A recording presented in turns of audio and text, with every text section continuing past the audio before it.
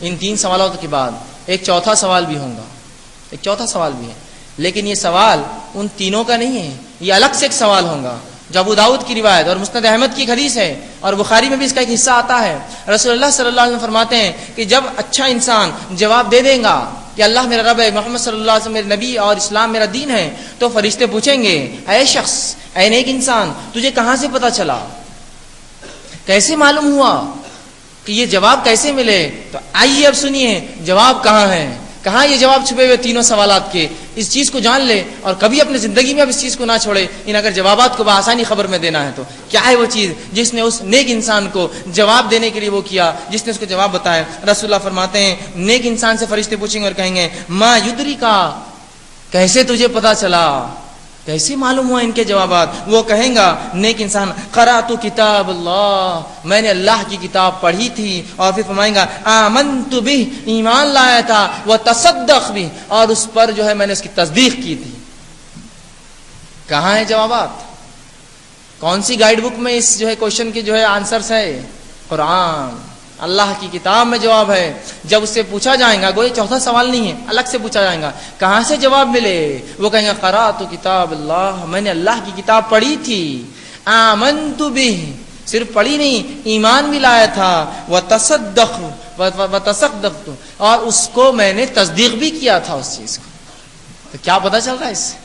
اللہ کی کتاب ہے جس میں جوابات ہیں۔ آئیے اب برے انسان سے پوچھیں گے تو جواب کیوں نہ دے پایا، جواب کیوں نہیں ملا جو تجھے ہے؟ وہ کہیں گا، اللہ فرشتے اس سے پوچھیں گے لا دریتا ولا تلیتا، کہ تو نے جواب کیوں نہیں ملا؟ تو وہ کہیں گا نہ قرآن پڑھا، نہ تو نے قرآن پڑھا، نہ تو نے جانا۔ وہ کہیں گا میں نے نہ قرآن پڑھا نہ میں نے جانا۔ فرشتے کہیں گے نہ تو نے تصدیق کی، نہ کبھی قرآن پڑھا، نہ تو نے اس کو جاننے کی کوشش کی۔ اور پھر رسول اللہ صلی اللہ علیہ وسلم فرماتے ہیں ایک فرشتہ ہوگا، دو مختلف روایت میں دو کے تذکرے آتے ہیں۔ ایک روایت میں آتا ہے کہ ایک فرشتہ ہوگا جو گز لیے ہوئے ہوگا، لوہے کی سلاخ، اور وہ سر کے پاس کھڑا ہوگا، جو بہرا بھی ہوگا اور گونگا بھی ہوگا۔ رسول اللہ فرماتے وہ گز اٹھائیں گا اور اٹھا کے زور سے اس کے سر پر ماریں گا کہ زمین و آسمان کی تمام مخلوق اس کی چیخ سنیں گی سوا جن اور انس کو چھوڑ کر، آسمان تک اس کی آواز جائیں گی، اور ریزہ ریزہ اس کا سر ہو جائے گا۔ پھر جڑائیں گا کہ تو اللہ کی کتاب نہیں پڑھا تھا۔ رسول اللہ فرماتے کیا تم جانتے ہو وہ گز کیسی ہے؟ کہ اللہ کے رسول ہم نہیں جانتے۔ تو کہ اگر وہ گز لے کر کسی دنیا کے بڑے پہاڑ پر مار دی جائے، وہ پہاڑ کو ریزہ ریزہ چورا چورا کر دیں گی وہ گز، اور انس اور جن، تمام انسان اور تمام جن بھی اگر ایک جگہ مل جائے تو اس گز کو تم ہلا بھی نہیں سکتے، اتنی وزنی ہوں گی وہ ایک گز۔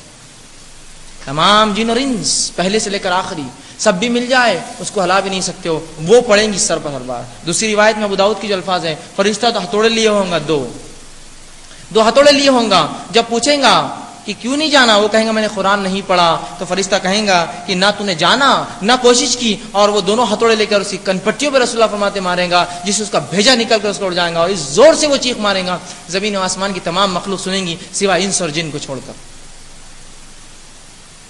تو پہلا ہی عذاب جس کا انسان مکلف ہو رہا ہے وہ کیا ہے؟ اللہ کی کتاب۔ ہم کو تو لگا اللہ کی کتاب چھوڑ کر اس کے خطوط، ان کی باتیں، فلاں اور فلاں کتابیں، فلاں الفاظ اور فلاں چیز، فلاں پانی اور فلاں یہ ڈال دو تو ہم جنت میں جائیں گے۔ یہاں تو ایک ہی سوال ہو رہا ہے اللہ کہاں سے جواب ملے؟